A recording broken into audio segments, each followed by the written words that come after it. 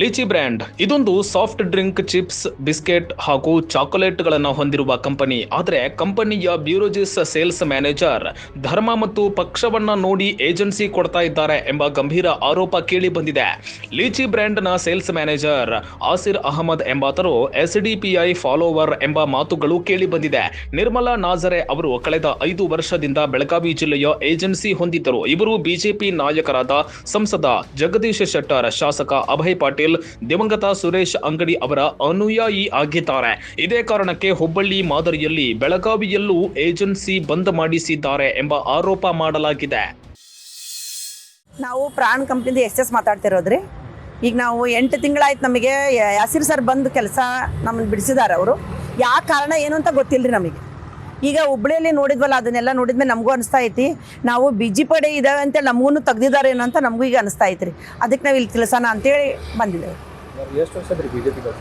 ನಾವು ರೀ ಈಗ 12 ವರ್ಷ ಆಯ್ತು ರೀ ಸರ್ ಬಿಜಿ ಪಡೆ ಇದಾವೆ ರೀ ಸರ್. ಯಾಸಿರ್ ಅವರು ಹುಬ್ಳಿಯಿಂದ ಏನಾದ್ರು ಸರ್, ಹುಬ್ಳಿನೇರವರು. ನಾವು ಇಲ್ಲಿ ಬೆಳಗಾಂಗೆ ಅವ್ರು ಬಂದರು. ನಾವು ನಮ್ದು ಎಸ್ ಇತ್ತು ಕಂಪ್ನಿ ಪ್ರಾಣ್ ಇಷ್ಟು ಚೆನ್ನಾಗಿದೆ ಅಲ್ರಿ, ನಮ್ಗೆ ಅಷ್ಟು ಚೆನ್ನಾಗಿ ನಾವು ಕೆಲಸ ಮಾಡ್ತಿದ್ವಿ. ಅದರಲ್ಲಿ ನಾವು ಒಂದು ಜೊತೆಗೆ ಹುಡುಗರು ಇದು ಎಲ್ಲರೂ ಸೇರಿ ಕೆಲಸ ಮಾಡ್ತಿದ್ರಿ. ಹಿಂದೂ ಮುಸ್ಲಿಮ್ ಅಂದೇ ಕೆಲಸ ಮಾಡ್ತಿದ್ವಿ. ಅವ್ರು ಬಂದ್ರೆ ಸಡನ್ಲಾಗಿ ನಮ್ಗೆ ತೆಗೆದುಬಿಟ್ರಿ. ಅವ್ರದ್ದು ನಮಗೆ ಸರಿ ಗೊತ್ತಿಲ್ಲ ರೀ. ಹುಬ್ಳಿಂದ ಬಂದು ನಮಗೆ ಇಲ್ಲಿ ಬಂದು ಅವ್ರು ನಮ್ಮ ಕೆಲಸ ಮಾತ್ರ ಏನು ಕಾರಣ ಅಂದ್ರೆ ಏನು ಹೇಳಿಲ್ರಿ ನಮಗೆ. ಅವರು ಹುಬ್ಳಿಯವರಿಗೆ ಅಲ್ಲಿ ಅವ್ರಿಗೂ ಇದೇ ಥರ ಮಾಡಿದಾರೆ, ನೀವು ಬಿಜೆಪಿ ಅದರಿ, ನೀವು ಬೇಡ ನೀವು ಅಂತ ಅವ್ರಿಗೂ ತೆಗ್ದಿದಾರಂತ್ರಿ. ಅದನ್ನ ನೋಡಿ ನಮಗೂ ವಿಡಿಯೋ ನೋಡಿ ನಮಗೂ ಹಿಂಗೆ ಆಗಿರ್ಬೋದು ಅಂತೇಳಿ ನಾವು ಇಲ್ಲಿ ತಿಳ್ಸಕ್ ಬಂದಿದ್ದು. 10-15 ಲಕ್ಷ ಮಾಡ್ತಿದ್ವಿ. ಕೆಲಸನೇ ಬಿಡಿಸಿದಾರಲ್ರಿ. ಈಗ ಪ್ರಾಣ್ ಕಂಪ್ನಿ ನಾವು ಅಶ್ವಥ್ ಸರ್, ಗಿರೀಶ್ ಸರ್ ಇವರೆಲ್ಲರೂ ಸೇರಿ ನಾವು ಭಾಳ ಚೆನ್ನಾಗಿ ಕೆಲಸ ಮಾಡ್ಕೊಂತ ಹೋಗಿದ್ವಿ ರೀ. ನಮಗೆ ಪ್ರಾಣ್ ಕಂಪ್ನಿ ಅಂದ್ರೆ ಇನ್ನೂ ನಾವು ಇನ್ನೂ ಮಾಡಬೇಕು ಅನ್ನಿಸ್ತೈತೆ. ಕರೆ ನಡುಕಿದ್ದಾರೆ ನಮಗೆ ಸೇರಿ ಕಳಿಸ್ಬಿಡ್ರಿ. 8 ತಿಂಗಳಾತ್ರಿ. ಇದೇ ರೀತಿ ಈಗಾಗಲೇ ಹುಬ್ಬಳ್ಳಿಯ ಏಜೆನ್ಸಿ ಹೊಂದಿದ ವ್ಯಕ್ತಿ ಮುಸ್ಲಿಂ ಆದರೂ ಪಕ್ಕಾ ಬಿಜೆಪಿ ಫಾಲೋವರ್, ಮುಸ್ಲಿಂ ಆಗಿ ಬಿಜೆಪಿಗೆ ಸಪೋರ್ಟ್ ಮಾಡ್ತೀಯಾ ಅಂತ ಅವರ ಲೀಚಿ ಏಜೆನ್ಸಿಯನ್ನ ಬಂದ್ ಮಾಡಿಸಿದ್ದಾರೆ ಎಂಬ ಆರೋಪ ಕೇಳಿ ಬಂದಿದೆ. ಅಂತಹದ್ದೇ ಆರೋಪ ಈಗ ಬೆಳಗಾವಿಯಲ್ಲೂ ಕೇಳಿ ಬಂದಿದೆ. ನಿರ್ಮಲಾ ನಾಜರೆ ಎಂಬಾತರು ಲೀಚಿ ಫ್ರಾನ್ಸ್ ಬ್ಯೂರೋಜಿಸ್ ಇಂಡಿಯಾ ಪ್ರೈವೇಟ್ ಲಿಮಿಟೆಡ್ ನಲ್ಲಿ ಬೆಳಗಾವಿ ಜಿಲ್ಲೆಯಲ್ಲಿ ಡಿಸ್ಟ್ರಿಬ್ಯೂಟ್ ಆಗಿದ್ರು.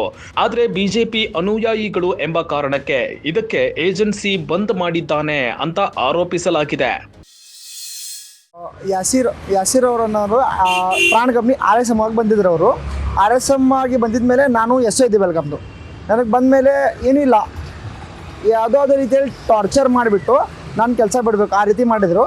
ನಾನು ರಿಸೈನ್ ಮಾಡಿದೆ, ಇರಲಿ ಬಿಡು ಯಾಕೆ ಪ್ರಾಬ್ಲಮ್ ಅಂತೇಳಿ. ಅದಾದಮೇಲೆ ನನಗೆ ಈಗ ತಿಳಿತಾ ಇದೆ ಅವರು ಸ್ಪೆಷಲಿ BJP ಕಾರ್ಯಕರ್ತ ಇದಾರೋ ಇಲ್ಲೋ ಇದೆಲ್ಲ ನೋಡಿಬಿಟ್ಟು ತೆಗಿತಾ ಇದ್ದಾರೆ ಅಂತ ಈಗ ನನಗೆ ಹುಬ್ಬಳ್ಳಿಯಲ್ಲಿ ಮಾಡಿರೋ ವಿಡಿಯೋ ನೋಡಿಬಿಟ್ಟು ಗೊತ್ತಾಯಿತು. ಅದಾದಮೇಲೆ ಅವರು ಅವ್ರದ್ದೇ ಆದಂಥ ಸ್ವಂತ ಸೂಪರ್ ಸ್ಟಾಕಿಸ್ಟನ್ನು ಹುಬ್ಬಳ್ಳಿಯಲ್ಲಿ ಇಟ್ಟಿದ್ದಾರೆ ಅಂತ ಹೇಳಿ ಇನ್ಫಾರ್ಮೇಷನ್ ಕೂಡ ಬಂದಿದೆ. ಆದ್ದರಿಂದ ಅವರು ಎಲ್ಲೆಲ್ಲಿ ಸೂಪರ್ ಸ್ಟಾಕಿಸ್ಟ್ ಇದ್ದಾರೆ, ಬೆಳಗಾಂ ಅನ್ರಿ, ಹುಬ್ಬಳ್ಳಿ ಅನ್ರಿ, ಇಲ್ಲಿ BJP ಇದ್ದಾರೋ ಇಲ್ಲೋ ಅದನ್ನು ನೋಡಿಬಿಟ್ಟು ತೆಗೆದು ಅವರೇ ಸ್ವಂತ ಬಿಸ್ನೆಸ್ ಸ್ಟಾರ್ಟ್ ಮಾಡ್ತಾ ಇದ್ದಾರೆ.